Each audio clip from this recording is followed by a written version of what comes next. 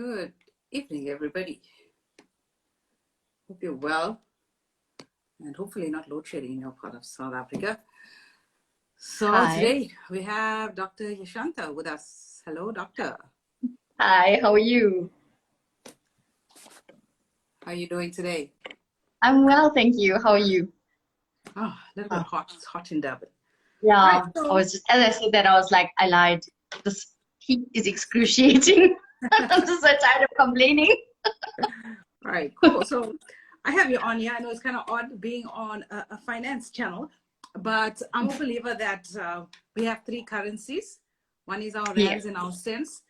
Second is our knowledge, and third is our time. And obviously, time is linked with our health and the state of our bodies. So I thought I'd have you on here, and we're going to talk about 5 ways to get healthy. But before we start, tell us a little bit about yourself.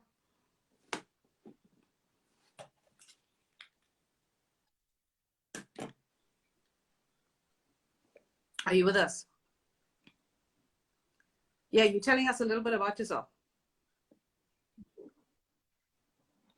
Thank you. The signal is a bit bad. I'm not sure if it's your side. Mine seems to be okay. Yeah, mine seems to be okay. Okay. But yes, I 100% agree with you. I think healthcare is an investment, just like any other investment that we, like, for example, that you do for people. And yeah, I think you only realize when you're older, and or if you have you get sick or you have a chronic disease, you only then appreciate what investment you've put in over time to, it manifests as you get older. So it's not like it's irreversible, but it takes a lot longer when you're older to take care of your health. So definitely an investment. Yeah. All right. So before we get into the 5 ways that we can get healthy, tell us a little bit more about you, about your profession, homeopath. What is that exactly?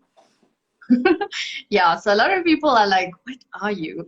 A homeopath, so I'm a natural doctor.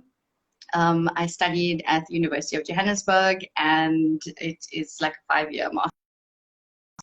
Basically,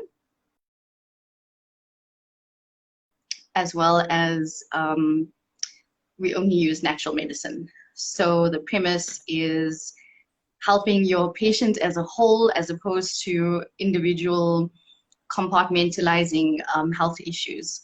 A lot of our care is based on prophylactic care, so being able to foresee certain issues based on optimum levels as opposed to disease states. So I see a lot of patients. I love treating females. So I have, my practice is mainly based on female health as well as wellness. I do a lot of mental, emotional healthcare as well. So, and that's a big part of our practice. It's very different. Our consults are much longer. We take our time, very thorough. I take my time getting to know what my patients are, because it's, you know, I don't think that normal medicine is bad. There's a place for everyone. So from my perspective, there's certain things your doctor just can't help you with, and that's why we are there. And it also takes a team. I think a lot of people don't realize that it's not one doctor that's going to help you. So you need a few people that are going to help you on your health journey.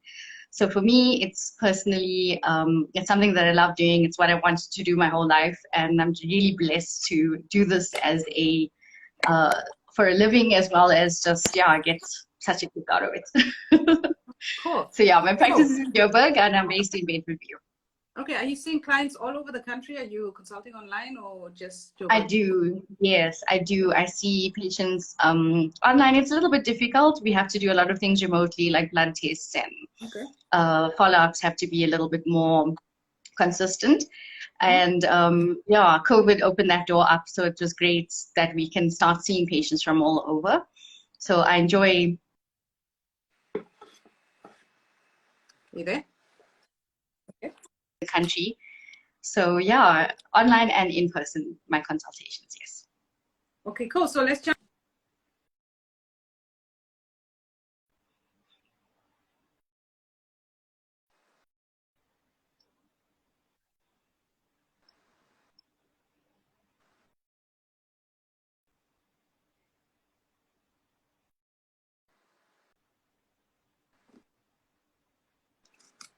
Hello? Are you back? Hi. Okay, sorry. I think it's a connection on. Fluctuating. All right, so tell me Okay. 5 things that we need to do to get our health in order. Let's get started. Okay, cool. So I think it's very important to understand with health that there's your perception of it, and the perception of your health is one thing to tackle. The next is just realizing that there's basic healthcare needs that you need to fulfill for yourself. That's going to have a major impact on whatever disease you have. And the third part is just more about the actions we take as well as how we help ourselves. So one of the very, very basic things is our perception of health. And the first thing for me is defining that separation, or just the idea that healthcare is very different to sick care. And a lot of patients ask, a lot of our medical aids don't cover a lot of the things that we want to do, as opposed to medical aid telling you what to do with your health. Like, you have X amount to see the dentist and X amount to do this and X amount to do that. But your health is in your hand. A lot of our medical aids are based on fear-based thinking, and they're there for a great reason, but they're not going to be there for your day-to-day concerns. So it's very important to understand your perception of healthcare versus sick care. And healthcare is very much proactive, and it's very individual.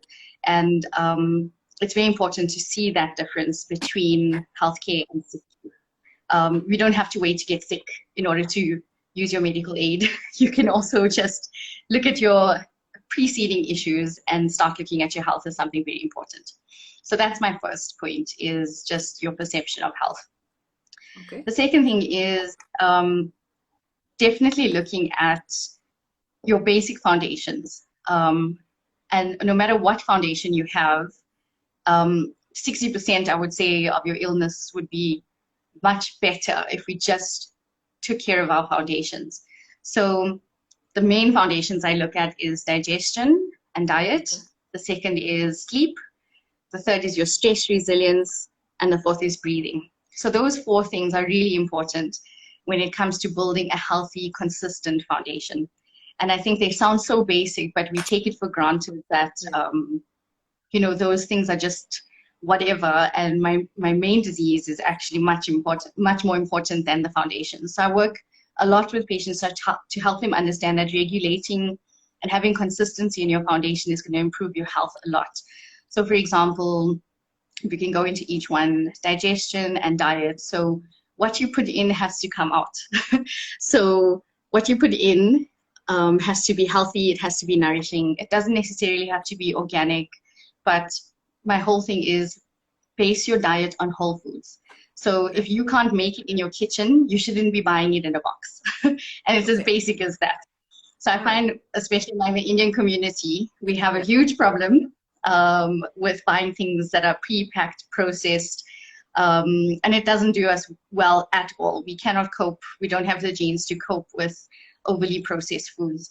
So if I ask you to make wheat bix in your kitchen, you wouldn't be able to do it, so you wouldn't be able to eat it. Okay. So a lot of your diet has to be it's very practical and logical, I think. Yeah. So unfortunately, it takes time to make these whole foods and prepare them, but it's really important to do that. Digestion-wise, it's what you're putting in that your body actually absorbs. And all those byproducts need to leave the body. So even if you have problems such as constipation and you're not going regularly, it's a big problem because we are like a car that you put in your petrol and you get your carbon monoxide out every single time you drive your car. There's never a day where your car kind of doesn't function well and we don't have that carbon monoxide emission. You have to make sure your diet and your digestion are in sync with each other. The second is sleep. Before you move on to sleep, I have a question. Tell us a little bit. I've been, on social media, you see these adverts for things like Kefir. I don't know if I'm saying it right. And, those. Yes, you are saying it correct. Okay. Do those things help? They do. So, yeah. How would I even know I have a digestion problem? So digestion mainly it starts from the time you look at food or you think of food. Do you have an appetite or do you not have an appetite is the basic question. The second is the first place your food hits is your stomach. So if you're getting things like nausea, like sort of burning sensations, this gnawing feeling, or just like excessive hunger pangs, that's your stomach talking.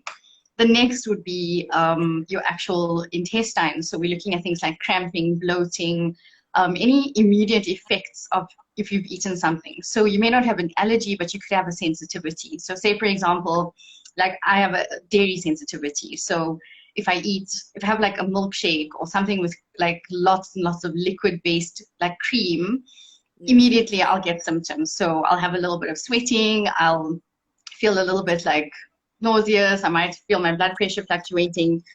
It's things like, so it's that, sensitivities, as well as cramping, bloating, constipation, diarrhea. Those are the main digestion issues. So when you're talking about kefir, it's a fermented food that really helps. And your gut is made up of, basically your gut is like a bin with like rotting food in it all the time. So it has a lot of bacteria that actually breaks down food. So kefir is kind of like puts that back into your system to help enhance your digestion as well as your absorption. So fermented foods are great. I love fermented foods. Indian people, we do eat quite a bit of fermented foods. We just don't really like them anymore. So like sour porridge, for example, is like a perfect example of fermented foods, which is, we only make once a year, but it should be, we should have it more regularly. So definitely I would encourage you to have that. Okay, cool. What about so my next point is yogurt? sleep. The regular yogurt we get. So it depends. Most yogurt is basically dessert. I call yogurt dessert. And we should be eating it as a treat. A lot of the like, for example, those little 6-packs that you get with the little tubs. If you actually read the sugar content, it is frightening. Like, So, Hello. Okay, cool. Go ahead. Sugar. Yeah. Like those little 100 ml cups usually have about a tablespoon of sugar in that little 100 ml. So it's quite a bit of sugar for your diet. But plain Greek yogurt, fermented Greek yogurt, which people also don't really like because they add like tons of honey and things to it. So if you can eat fermented dairy, it's probably the best option. But yogurt, I see it more as a treat. Okay, cool.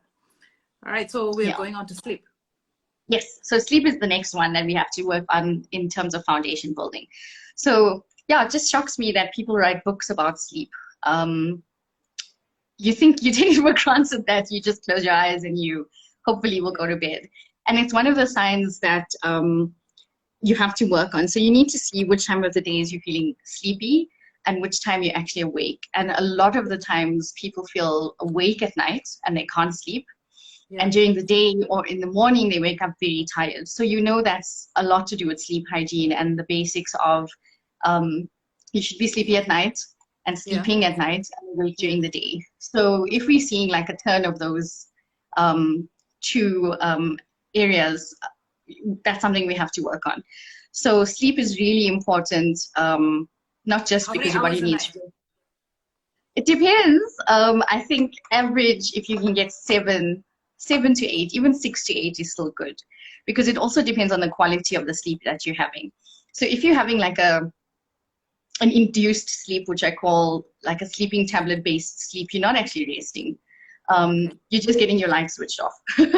But don't go into those states of sleep long enough to have a restful repair pattern.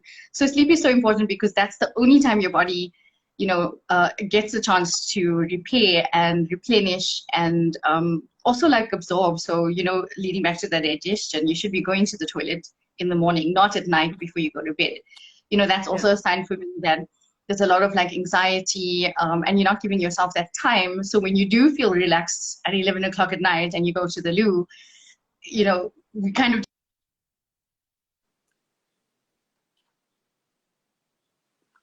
sleep is really, really the basics of energy in the morning. So we have to work on regulating that.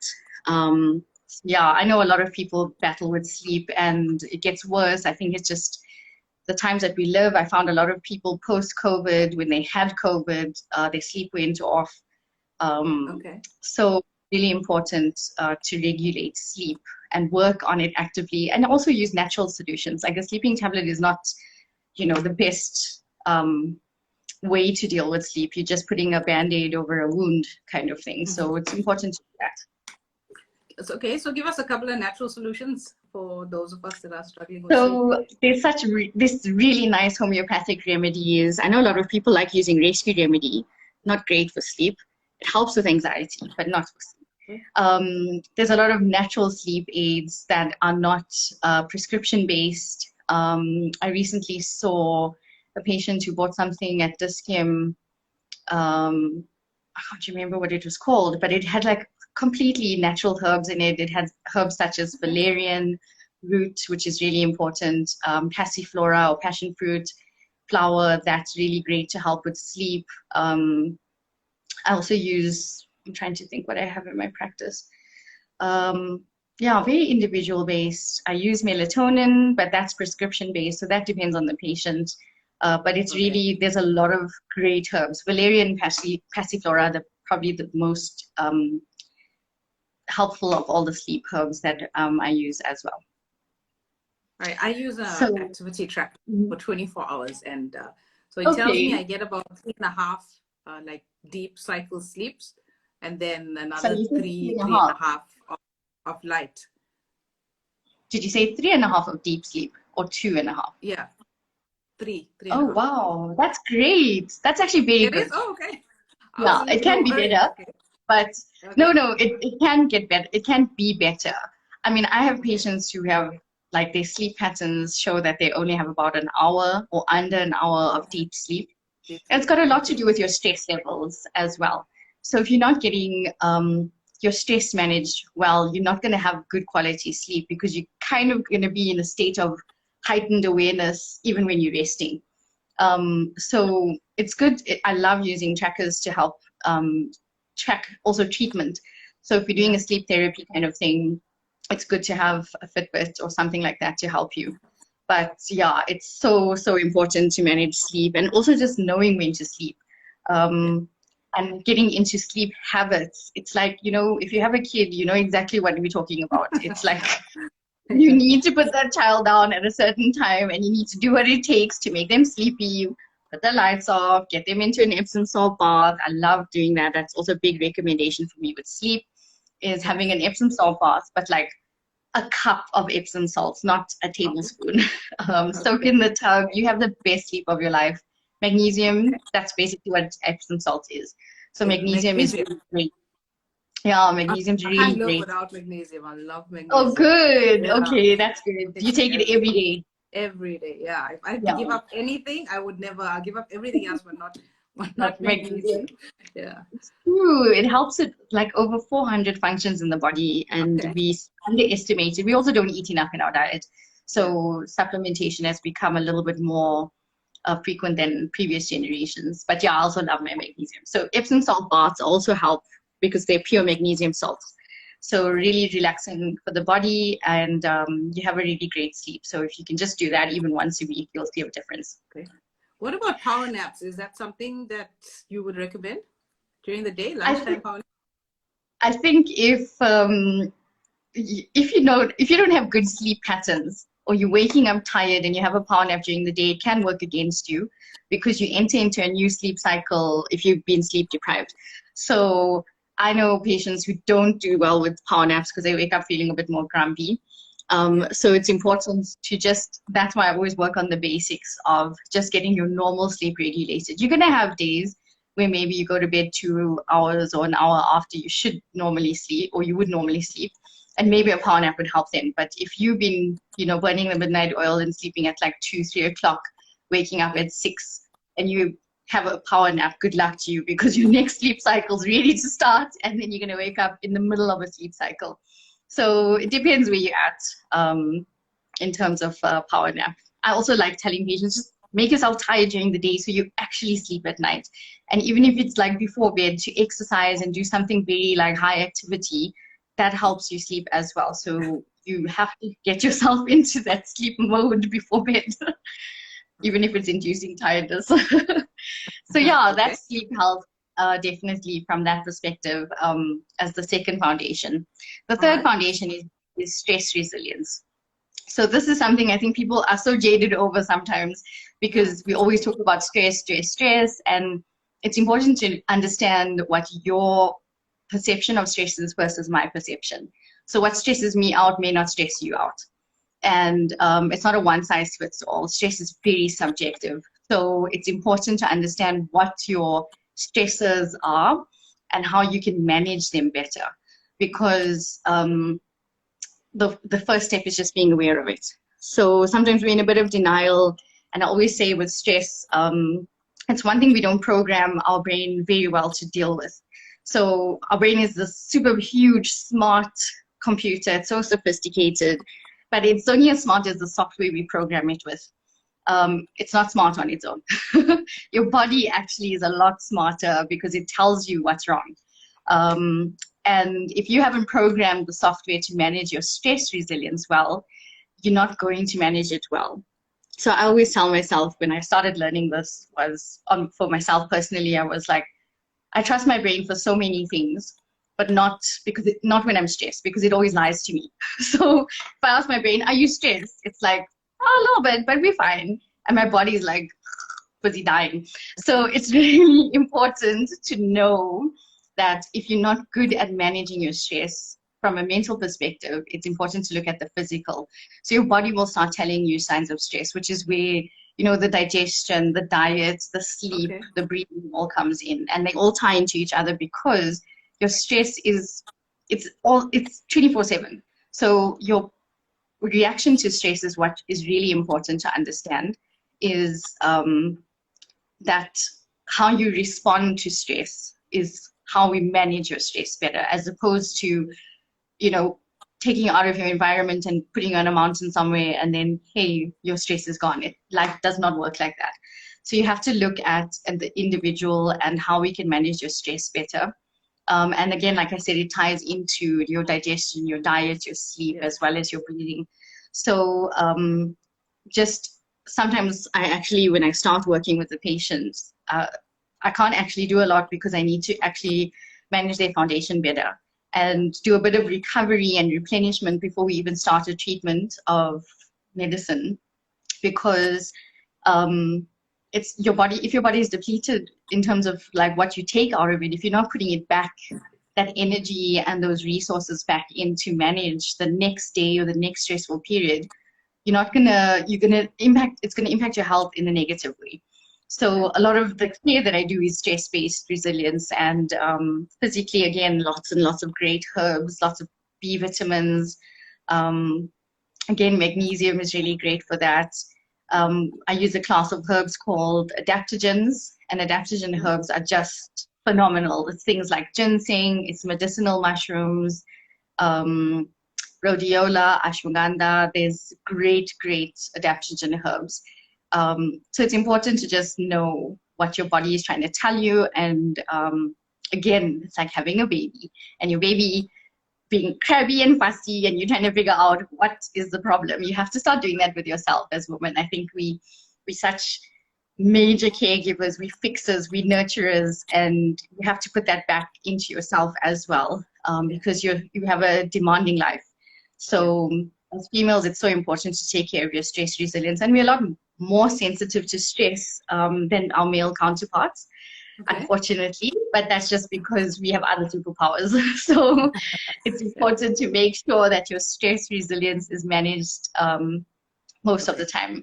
And I see it with women between, I would say, 30 probably to 45, even up to 50 that need help with this, because that's the time of your life where you are, it's the most demanding time of your life.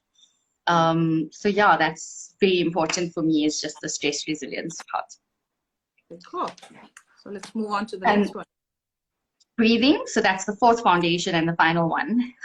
It sounds basic, but breathing is just being observant of, again, so for example, if you're under stress, are you shallow breathing? Are you even breathing? You know, a lot of the times we don't breathe when we're going through something stressful. We shallow breathe, or we have like very we hold our breath and we don't Yeah. notice it. It's Okay. important to observe your breath during certain times or certain periods. And that's also like a cue, again, to step out of the brain and become more involved in your body process, and just being observant and noticing in those periods, what are you breathing like? It's also important to do breathing exercises. So I teach my patients a lot of pranic breathing, a lot of breathing, abdominal or deep breathing exercises. You know, we learn this from yoga, and Yeah. you know, you can't shallow breathe the whole time. So I actually physically sit and teach my patients how to do breathing exercises, because you can use your breath to help you calm down. You can help, it helps with Pain control. sleeping before you're going to bed. Yeah. It's a great way to start your day, to like hyper-oxygenate your brain and your body when you wake up in the morning. And it's good to get into, again, a good routine of understanding that your breath is vital to your life. Without breath, there's no life. Yeah. So breathing exercises are very, very important. And also just being able to go into that breathing state when you are anxious. So you can even do it when you're at your desk and you've got something really important that you need to do and you're feeling a bit overwhelmed. You can utilize a breathing exercise to help with managing that. So yeah, those are the basic 4 foundations that I work with. And I think just that as a good starting point to manage your health is really important. And that stuff you can do at home. You know, you can use the help of your doctor, but a lot of that is you and what you're going to do about it at home. So it's Okay. important to understand that your health is in your hands as well. So So that's my how would second I point. know? Sorry, how would Hmm. I know it's time for me to see a homeopath? Well, I'll tell you the basic normal things that we see is that Yeah. I see a lot of patients, and most homeopaths see a lot of patients where they have this list of problems and healthcare issues that just never resolve. And they've gone from doctor to doctor, from specialist to specialist, and it's been a journey of trying to get their health on track. Yeah. So recently I'm very passionate about diabetes, and I call it the brown people problem, but I'm very passionate about helping patients with diabetes. And I think you end up seeing patients who just are not getting that little bit extra from their healthcare practitioners. And it's not to make you I mean, I love specialists and I love GPs, but Mhm. it's more to do with that sometimes they just don't have the time and they need that extra care. So if you need someone to really like look at your stuff and give you a second opinion on your health, and it's really a different opinion as well, because we think similar but different to normal conventional medicine. So there's a lot more we can do to help. And it's just an opinion. It's not a life commitment. And I think everyone owes themselves a different opinion, an alternative health opinion when it comes to their bodies and their healing. So yeah, I would say a homeopath should be part of your normal, like how you see a dentist or a Yeah. Yeah. physiotherapist, should be part Yeah. of that too. Yeah. Okay. So like it's like a once a year thing, or It depends on what you're working with. So, like I work with a lot of females, for example, and a lot of my female patients, I usually see them in like very big life-changing situations. So, yeah.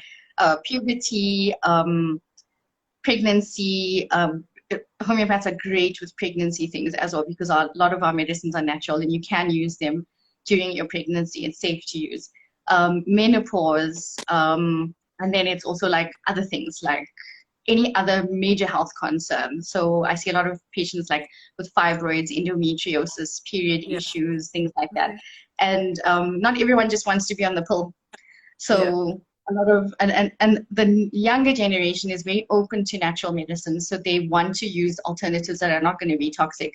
So it Okay. depends. If we can sort you out, maybe I'll see you once in 6 months. But if we need to work through a lot, then it may be like a monthly check-in that we can do. Okay. Yeah. You know, you were talking about diabetes, and I saw one of your TikTok videos, and you said that the Indian community were the most prone community in South Africa for diabetes. Tell Yes. us more And it was about that, because that's scary. shocking. It is. And we are a minority in this Yeah. country, and we have such bad problems. And what was so amazing, and thank you so much for watching that TikTok, was that I had a lot of Indians reach out to me from all of the colonized countries. Mm. So Trinidad and Tobago, Mauritius, Guyana, I was so surprised that this is not a South African problem. It's also Indians in other countries, and countries that have been have had Indians taken from India to various other countries in the world. Yeah. I was shocked. I was like, what? It's not just us. So yeah, it's a big problem, and you know, I could talk for days. I think we must do a diabetes talk at another stage, but it's shocking to see the stats, and it's shocking to see the state of health that we're in, and how we're so conditioned to believe that you have to be on chronic medicine for the rest of your life, yet you still don't get better. And that mindset is something I'd like to challenge and help people see, that, you know, even our basics like roti, we're not supposed to be making roti with white flour. You know, if you've been to India, or you look at like even Indian recipes and things, a lot of the roti, for example, is made out of other things like sorghum, like buckwheat. In South India, it's a lot of rice flour. So in South Africa, we unfortunately got dealt with a stipend of food when we hit this country, and we got the worst of the worst. And we still carry on that, and we think it's traditional food, but roti should be made much healthier. And if we don't have roti, we eat bread, right? And that's also another problem. And then we wonder why we're diabetic. So actually, it's just I've cut my the flour. I've substitute half my white flour with coconut flour, and I don't use ghee anymore. I use coconut oil. Well done. Yeah, so okay. So ghee and coconut oil are pretty much the same. They're both saturated fats, so they carry the same fat content. So it depends. Again, I use ghee every day. So quantity of how much like ghee you use or coconut oil is important. So I use very little, but I still think it's healthier than other things to cook with, like seed oils and margarines and things like that. So that's great. That's such a great improvement. Like for me, bread is like a treat. I stopped eating bread. I stopped making roti. Yeah, if I eat out, it's like if I want the pizza, I'm going to eat the pizza. And it's not going to be gluten-free and this free. It's just a plain pizza. And that's my idea of bread, is pizza, because that's my favorite. But on a daily basis, it's what you're doing on an everyday basis that's either keeping you sick or it's making you better. So well done on changing that. It's got a big thing in people. Yeah, actually, so, yeah, sorry, go ahead. No. Carry on. There's these recipes, like Indian-based recipes, regular stuff that we eat. There's actually an Indian lady does it. She does a whole keto series, and she's substituted regular stuff with the nice grains, you know. So it's easy to substitute. You just need to be disciplined, go and change small things in your regular recipes, and can make it so much healthier. It is. And this is the thing, is that these solutions are everywhere. Like my next point is actually just consistency. The problem is, you know, the consistency is what makes a difference with your health. So, you know, if you stop eating bread today, it's not going to make your life better tomorrow. Let's just say that. Yeah. So you don't see the immediate gratification of not having wheat in your diet within a week, you know, in a month sometimes. You need a much longer period of time where you stop having these foods. And when you do have it later on, you do see the difference. And then your body will tell you how it's been fine without. Hi, Krumal, thank you. Hi. So it's important. Wait, ready? Oh, yes. Okay, if I can find the right button. Guys, if you guys have questions, you can let me know. Oh, where's my question button? Okay. Do you meal prep for your family to avoid eating processed food? Definitely. Definitely. You know, processed food is not the worst of the worst, but it's all again about how much you're having. So I try and I have like an 80-20 principle, which I keep 80% of my week really clean. If I don't food prep,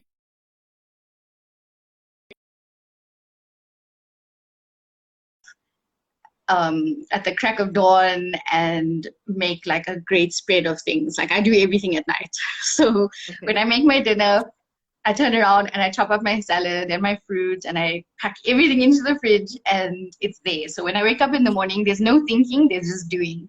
So you just grab that and you pack it and you're done. So it's really important. I try to do fresh. I don't like cooking for like on a Sunday for the whole week. I don't feel that it's healthy to have old food, maybe a day maximum. Other than that, and that also then is a huge responsibility because that means I'm constantly in the kitchen at night. But I also 1 hour done. I don't spend longer than an hour and the more you do it, the faster it gets, and it just becomes part of your habit, a good habit system that you can build for yourself. So food prep, yeah, it's hard to think every day, what must I make today? You wake up in the morning and you think, what should I make for lunch? No, do everything the night before. Okay, cool. The air fryer, what are your thoughts on that? It's cool. The air fryer is cool. It's such a lifesaver. It's a non-radioactive way of cooking. So air fryer wins over microwave any day.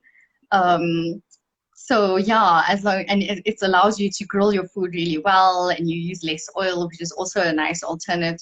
But it also depends what you put in it. I find a lot of people use the air fryer for processed things, like patties and sausages and things like that. So it helps, but it's still a great food method of cooking. It's better than deep frying and things like that. Yeah, definitely. Air fryer is cool. Any parting thoughts from you? At this point, I'm like, the one last thing I want to tell you about is just doing a very awesome test that I offer in my practice, and it's a worldwide test. So lots of practitioners do it all over the country and all over the world, and it's called a DNA analysis. And a DNA test looks at the genes you've inherited, and it looks at the risk you carry. So that's why we see health as an investment. What kind of risks do I carry, and how can I circumvent that? And these tests are phenomenal. I've used them in my practice for years, and it's really just helped. It's based on your health, and it looks at your individual health and the risk that you carry and what can we do to help you. So it gives us like your optimum diet. It gives us your optimum exercise amount. It tells you like what high risk genes you carry, what foods you must eat more of, what supplements suit you the best. It's a phenomenal. And is it something that's covered by medical aid? I see a lot of chronic health patients. So chronic health management. Chronic health management is so important. And DNA testing is like phenomenal for that. It really, really takes all the guesswork out, and it really looks at your genes as opposed to reading online and trying 50 different diets and what works for you. So it's important. That's my parting tip, is definitely invest in your health and look at doing a DNA test, a genetic health test, to look at your nutritional status. Okay, cool. And is this something that's covered from medical aid, or is it out of pocket? It depends. So I think Momentum is quite good. Momentum actually pays. There's different panels. So Momentum pays for your diet. There's a diet panel. They pay for a sport panel that looks at like your sporting potential. And F&B actually does they reimburse based on your e-buck, so you can get discounts with F&B, major discounts with F&B if you're an F&B client. You can use your e-bucks to pay for it and things. So yeah, not all medical aids, but that's again the premise: healthcare versus sick care, right? Sure. Yeah. Okay. All right. Cool. Thank you so much for your time. It's so much new information. Super awesome. Never heard about it. Really nice. Yeah, we will do it again, and we'll talk more about diabetes. Yes, that would be awesome. Thank you so much for having me. It was lovely. Okay, cool. So you have a good night. Good night, everybody. We'll have one soon. Everybody, do your food prep nights. Thanks. Bye.